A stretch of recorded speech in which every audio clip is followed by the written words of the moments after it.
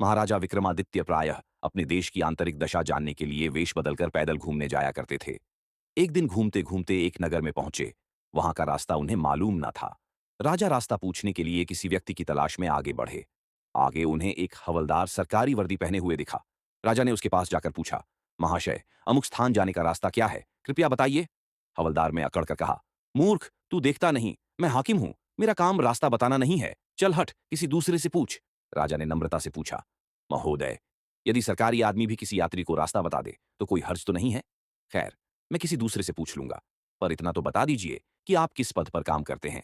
हवलदार ने भौहें चढ़ाते हुए कहा, अंधा है, मेरी वर्दी को देखकर पहचानता नहीं कि मैं कौन हूं।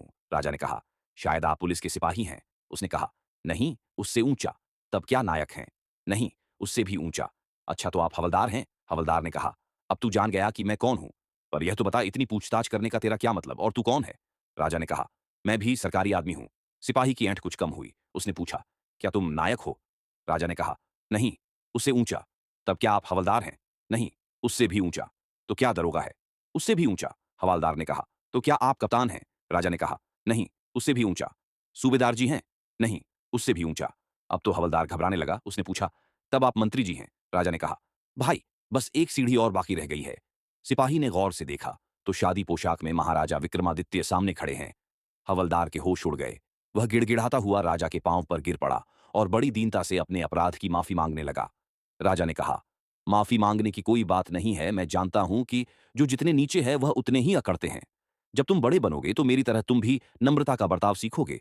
जो जितना ही ऊंचा है वह उतना ही सहनशील एवं नम्र होता है, और जो जितना नीच एवं ओछा होता है वह उतना ही ऐंठा रहता है। इसीलिए कहा गया है, विद्या विवादाय धनम मदाय शक्ति परेशान परिपीढ़नाय खलस्य साधोर विपरीत मेतत ज्ञानय दानाय च रक्षणाय। अर्थात दुष्ट व्यक्ति के पास विद्या हो तो वह विवाद करता है, धन हो तो घमंड करता है, और यदि शक्ति हो तो दूसरों को परेशान करता है। वहीं साधु प्रकृति का व्यक्ति विद्या ज्ञान देने में, धन दान देने में और शक्ति दूसरों की रक्षा करने में खर्च करता है।